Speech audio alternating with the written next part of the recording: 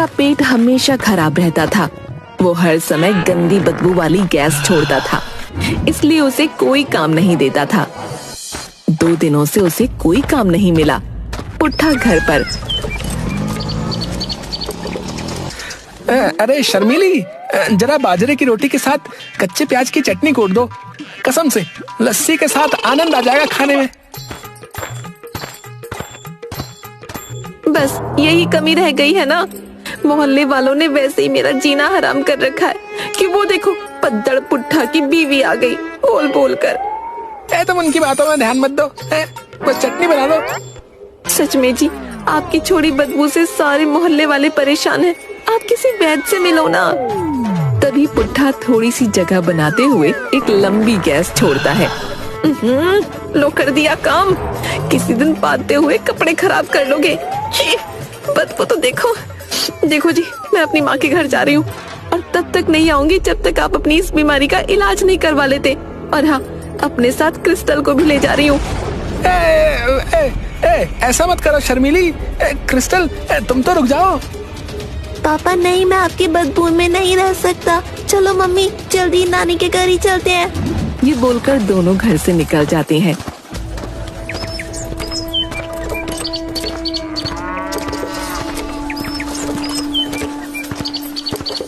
हे भगवान, है मैंने कौन से पाप किए जो तूने मुझे ये बीमारी दे दी। अब तो शर्मीली और मोनू भी छोड़ गए रे। भूख भी जोरों की लगी है। क्या करूं? या तो तू मुझे उठा ले या मेरी बीमारी को दूर कर। उसके बाद पुट्ठा उदास घर से निकल पड़ता है और कुछ दूर जाकर एक आम के पेड़ के पास एक आम तोड़कर खाने लगता है। बेटा, बहुत भूखी हूँ, ये आम मुझे दे दे। ले दादी, तू ही खा ले, भला एक आम से मेरा क्या होगा। पुट्ठा ने आम उसे दे दिया। धन्यवाद बेटा, तेरी दयालुता तो अद्भुत है। वो मंदिर में रहने वाली परी थी जिसे दयालु लोग बहुत पसंद थे। वो पुट्ठा की परीक्षा लेने आई थी। उसकी दया भावना को देख उसने पुट्ठा की मदद करने का फैसला किया। पुट्ठा, तुम बहुत दयालु हो। तुम्हें भूख लगी है? आओ मेरे पास, मैं तुम्हारी समस्या का हल कर देती हूँ। पुट्ठा पीछे मुड़कर देखता है तो वहाँ उसे बहुत सुंदर सी सफेद कपड़े पहने हुई, सुनहरे बालों वाली, हाथ में एक चमचमाती छोटी सी छड़ी लिए हुए परी दिखाई देती है। घबराहट में उसकी गैस छूट जाती है। शर्म से पुट्ठा का मुंह खुला का खुला रहता है। मैं परी हूँ पुट्ठा, शर्माओ मत, मैं तुम्हारी मदद करूँगी। आप मेरे साथ मजाक कर रही हैं? भला कोई परी मुझ जैसे बदबू फैलाने वाले की मदद क्यों करेगी? सब मुझसे नफरत करते हैं, मेरा मजाक उड़ाते हैं। बच्चे तो मुझे पदोड़ा भी कहते हैं। पुट्ठा, मुझे तुम्हारी बदबू से कोई फर्क नहीं पड़ता। मैं तुम्हारी बदबू को ही तुम्हारे लिए जीने का मकसद बना दूंगी बच्चे। क्या ऐसा हो सकता है? ये बीमारी मेरे लिए कोई भला काम भी कर सकती है क्या? नादान, तुम बहुत मासूम हो। तुमने मुझे भूखे होने पर भी ये आम दे दिया। लो, पहले तुम आम खाकर अपनी भूख मिटा लो।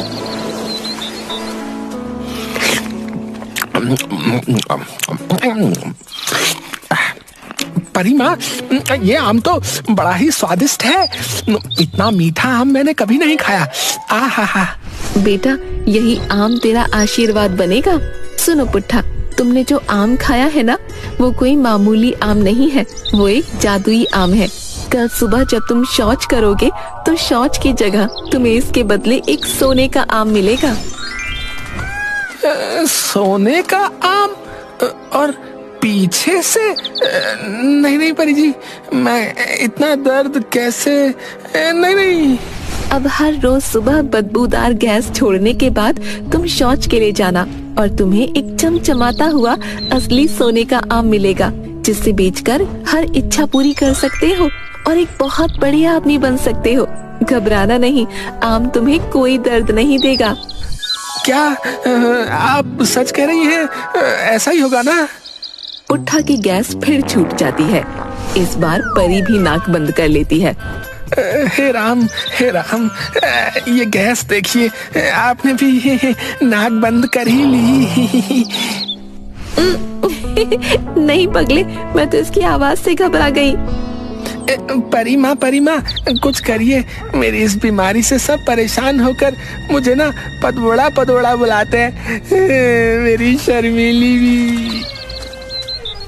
शर्मीली, तुम्हारी पत्नी भी तुम्हारी शानो शौकत देखकर वापस आ जाएगी। चिंता मत करो। इस आम को बेचकर जो भी पैसे मिलेंगे ना, उन पैसों के तुम 2 हिस्से करना। एक हिस्सा खुद पर खर्च करना और दूसरा हिस्सा तुम दूसरों की मदद करने के लिए खर्च करना, वरना जादू खत्म हो जाएगा। पुट्ठा जोर से हंसता है और गैस फिर निकल जाती है। पुट्ठा घबराकर अपनी ही नाक बंद कर लेता है और शर्म से पानी पानी हो जाता है। हंसती हुई परी गायब हो जाती है। पुट्ठा बहुत खुश था, लेकिन उसे परी की बातों पर विश्वास नहीं हो रहा था। फिर वो सोचने लगा,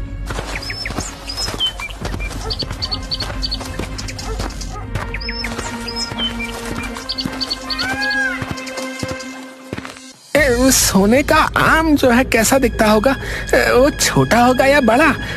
शौच से निकले आम को कौन खरीदेगा भला? इन बातों को सोचते सोचते उसकी आंख लग गई और वो सो गया। सुबह जब उसकी आंख खुली तो खुद से बोला, चल भाई पुट्ठा, अब समय आ गया है ये देखने का कि परी ने जो कहा था वो सपना था या सच।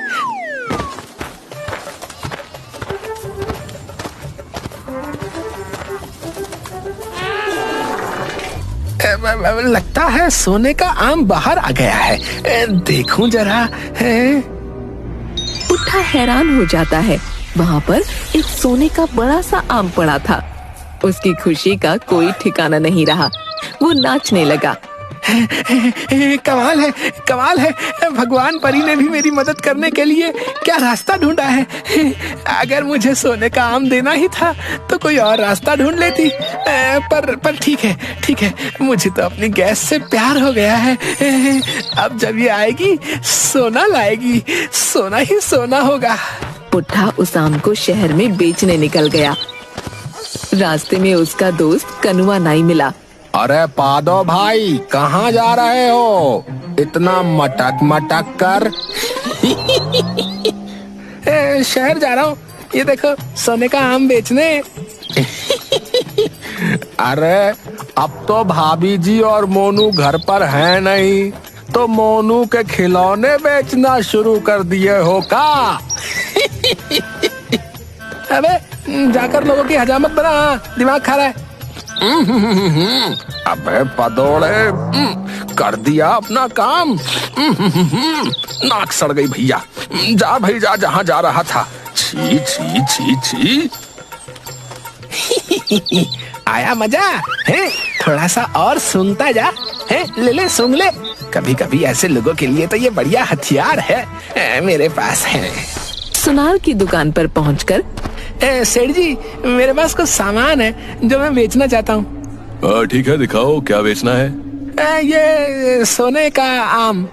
सोने का आम? अरे भाई, ये तो खालिस सोने का है। कहाँ से लेके आया है? चोरी वोरी की है क्या? ये क्या कह रहे हैं? मैं क्या चोर लगता हूँ? है मेरा है, अपना खुद का बनाया हुआ। वो गैस छोड़ता है।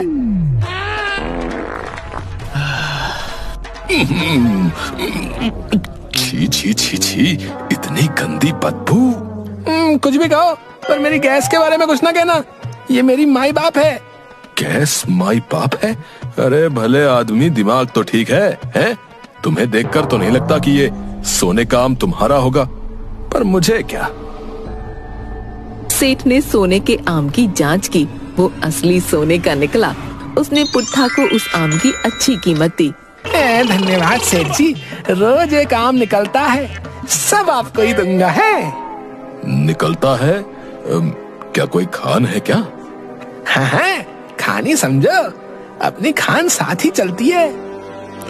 अपनी है तो मजदूर लगवा के एक बार में ही सारा सोना क्यों नहीं निकाल लेते?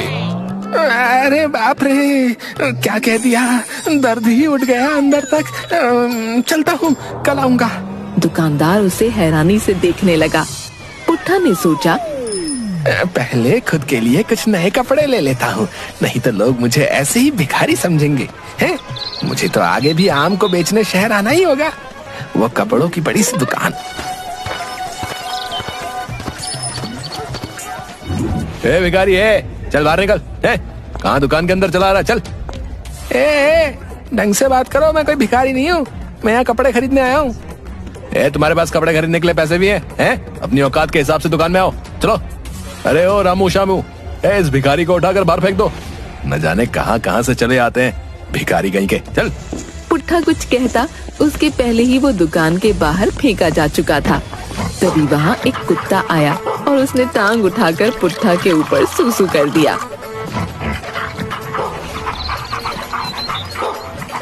चल कुत्ते, आज तेरा दिन है, कल मेरा भी आएगा। वो एक दूसरी छोटी दुकान में गया और वहाँ से अपने लिए कुछ कपड़े, जूते, बहुत सारा खाने पीने का सामान लिया और गांव वापस चला गया।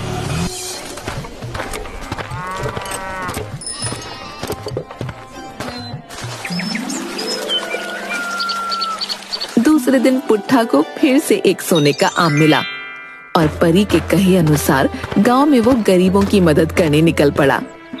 काका, कैसे हो काका? अरे पुट्ठा, आगे जा भैया, जा, वरना भैया तेरी बदबू से काम करना मुश्किल हो जाएगा। अरे सुनो काका, गैस वैस छोड़ो, अब तुम्हारे ये बैलों का जोड़ा पुराना हो गया है, तुम्हें अपने लिए जो है नए बैलों के जोड़े की जरूरत है। हाँ। अरे बेटा, हमारा तो 2 वक्त का गुजारा बड़ी मुश्किल से होता है, हम बैलों का नया जोड़ा कहाँ से लाएंगे भला बेटा? मैं आपको जो है बैलों का नया जोड़ा दूंगा और आपके घर की छत भी ठीक करवाऊंगा। जो खुद दूसरों से मांग कर खाता है वो मेरे लिए बैलों का नया जोड़ा लेगा भैया। पुट्ठा ने तुरंत गरीब किसान के लिए नए बैलों का जोड़ा खरीदा और उसने घर को ठीक करवाया। किसान ने पुट्ठा को बहुत सारा आशीर्वाद दिया। तुम तो हमारे राजा से भी अच्छे हो, हैं? उसे आज तक हम गरीबों पर दया नहीं आई, बताओ। अरे काका, ये क्या कह रहे हो? कहाँ राजा, कहाँ मैं? सच कहता हूँ, तुम्हें राजा बना देना चाहिए, राजा। तभी पुट्ठा गंदी गैस छोड़ता है। तुमसे एक बात कहता हूँ बेटा, तुम किसी डॉक्टर से जो है अपनी दवा करो, और तुम्हारे पेट में जो है कुछ गड़बड़ लगती है। पुट्ठा को खुद के लिए राजा शब्द सुनकर बड़ा ही अच्छा महसूस हो रहा था। सोने के आम बेचकर उसने काफी पैसा इकट्ठा कर लिया और खुद को राजा ही समझने लगा। किसान ने सही तो कहा, मुझे राजा होना चाहिए, क्योंकि मैं सबकी मदद करता हूँ और मेरे पास राजा से भी ज्यादा पैसे हैं। मुझे महल में रहना चाहिए। वो राज मिस्त्री के पास गया जो शाही महल बनाता था। मुझे जो है अपना घर तोड़कर महल बनवाना है। महल? अरे दिमाग ठिकाने पर है? तुम्हारे पास पैसे भी हैं? हाँ, मेरे पास बहुत पैसे। मैं अपने घर को बिल्कुल राजमहल की तरह बनवाना चाहता हूँ। पहले ये बताओ, तुम्हारे पास इतने पैसे कहाँ से आए? सोने की खदान है मेरी। तुम अपना काम करो, हैं? तुम्हें तुम्हारे काम के पैसे मिल जाएंगे, बाकी कुछ जानने की जरूरत नहीं है। अच्छा ऐसा है, तो ठीक है, मैं कल से काम शुरू कर देता हूँ। मुझे जो है मेरा गुसल खाना ना सबसे ज्यादा आलीशान चाहिए, उसकी हर चीज सोने की हो, बाल्टी, लोटा, दीवार, खिड़की और बैठने की कुर्सी भी। हाँ। इतना आलीशान गुसल खाना? अरे भैया, तुम क्या उसमें रहोगे? आज मेरे पास जो है वो सब शौच की वजह से है, इसीलिए मुझे शौच की जगह सबसे शानदार बनवानी है। तभी पुट्ठा ने बहुत जोरदार बदबूदार गैस छोड़ी। मिस्त्री का सर चकरा गया। शौच की वजह से? ठीक है, मैं समझ गया हूँ। तुम जाओ यहाँ से, मैं कल आ जाऊंगा भैया। जाओ। तभी वहाँ एक भिखारन आती है। बेटा, कुछ मिल जाता तो पेट भरता। अभी मेरा सब कुछ गुसल खाने के लिए है, जब भाग जाए यहाँ से। पुट्ठा भैया, बीज और खाद लाने थे, कुछ मदद हो जाती तो अच्छा था। हद हो गई है? दिखता नहीं है मेरा घर बन रहा है, मेरे पास एक फूटी कौड़ी भी नहीं। इस तरह कुछ दिनों में पुट्ठा का महल बनकर तो तैयार हो गया, पर पुट्ठा राजा बनने के मोह में परी की चेतावनी भूल गया। पुट्ठा, जैसा तुमने कहा था वैसा तुम्हारा घर तैयार है। मुझे मेरा आलीशान गुसल खाना दिखाओ। तुम बड़े अजीब आदमी हो, गुसल खाने के ही पीछे पड़ गए। तुम नहीं समझोगे मेरे जीवन में गुसल खाना कितना महत्वपूर्ण है। मिस्त्री अजीब निगाहों से पुट्ठा को देखता हुआ। ठीक है, चलो।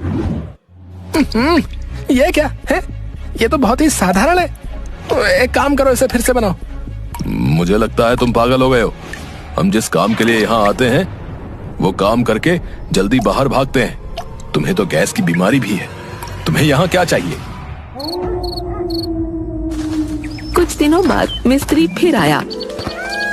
बन गया तुम्हारा गुसलखाना पुट्ठा। आओ देख लो।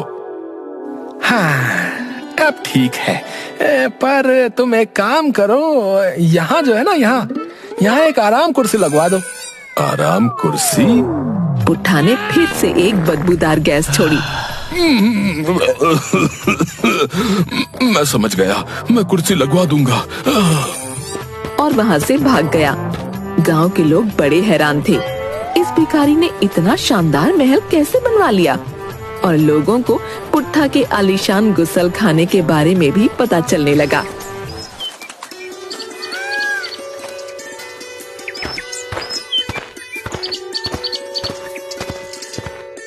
अरे भाई पुट्ठा, अरे सुना है तुम्हारा गुसल खाना राजा के गुसल खाने से भी ज्यादा आलीशान है? हाँ बिल्कुल सही सुना है। क्या मैं देख सकता हूँ? जरूर। ओ भाई तुमने अपने पूरे घर के बराबर तो इस गुसल खाने को बनवा रखा है। और इसमें इतनी आलीशान झूमर कौन लगवाता भैया? भैया तुमने तो इसे राजमहल बना दिया भैया। हाँ, क्योंकि ये मेरे जीवन का एक बहुत ही जो है अहम हिस्सा है। अहम हिस्सा? आखिर तो यहाँ गंदगी ही निकालनी है भैया। वो तो तुम निकालते होगे, यहाँ से मेरी रोजी रोटी चलती है भैया। तुम क्या सोने के अंडे देते हो क्या भैया? हाँ देता हूँ, यही समझ लो। आदमी हंसता हुआ वहाँ से चला गया। धीरे धीरे ये बात फैलती गई और पूरे राज्य में पुट्ठा की चर्चा होने लगी। ये खबर राजा तक गई। राजा ने अपने मंत्री को पुट्ठा का गुसल खाना देखने भेजा।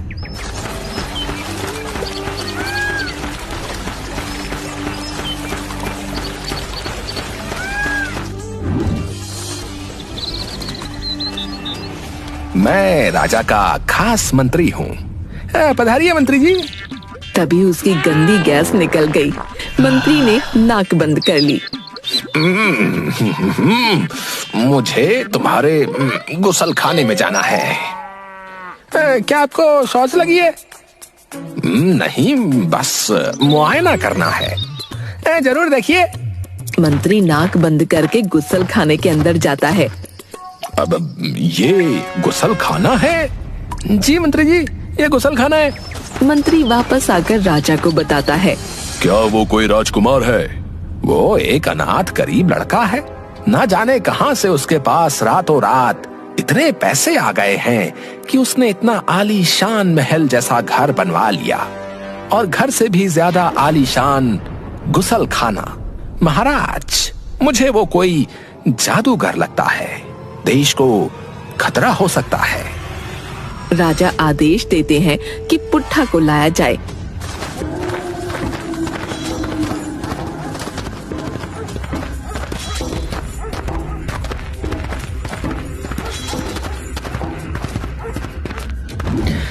महाराज की जय हो।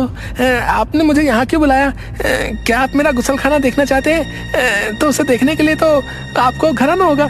मुझे यहाँ बुलाकर क्या फायदा? चुप रहो बदतमीज।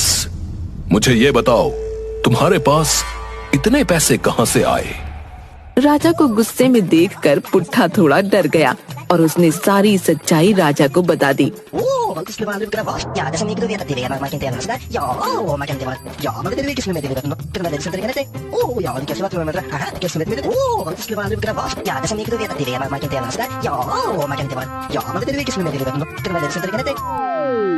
पुट्ठा की बात सुनकर राजा और गुस्से में। क्या कहा तुमने? जब तुम शौच करने जाते हो तो सोने का आम निकलता है? जी महाराज, मैं सच कह रहा हूँ। ठीक है सैनिकों, सुबह जब ये शौच को जाए तो हम सब देखेंगे, ताकि इसकी बात में कितनी सच्चाई है पता चल जाए। लेकिन याद रहे, अगर तुमने झूठ कहा होगा तो हम तुम्हें आजीवन जेल में डाल देंगे। जैसा आपका हुक्म महाराज। पुट्ठा को रात भर कैद खाने में रखा गया।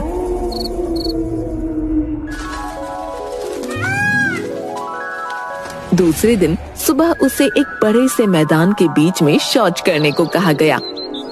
महाराज मैं यहाँ कैसे शौच कर सकता हूँ? अगर जिंदा रहना है तो करना तो तुम्हें यहीं पड़ेगा। पुट्ठा ने अपनी आंखें बंद की और मैदान के बीच में बैठ गया, जहाँ चारों तरफ बहुत सारे लोग बैठे हुए थे। उसके शौच करते ही सबने बदबू से नाक पकड़ ली। सैनिकों, देखो, क्या वहाँ कोई सोने का आम है? महाराज महाराज, यहाँ तो बस बदबू ही बदबू है, और इस नामुराद ने तो ये रायता फैला रखा है। छी छी छी छी छी, कोई सोने का आम नहीं है। क्या? क्यों झूठे मक्कार, तू हमें क्या कहानी सुना रहा था? अब सही सही बता कि तुझे इतने पैसे कहाँ से मिले? महाराज मैंने आपको सब सच बताया है, कुछ भी झूठ नहीं कहा। मुझे खुद समझ में नहीं आ रहा कि वहाँ सोने का आम क्यों नहीं निकला। सोने का आम इसलिए नहीं निकला क्योंकि तूने झूठ बोला।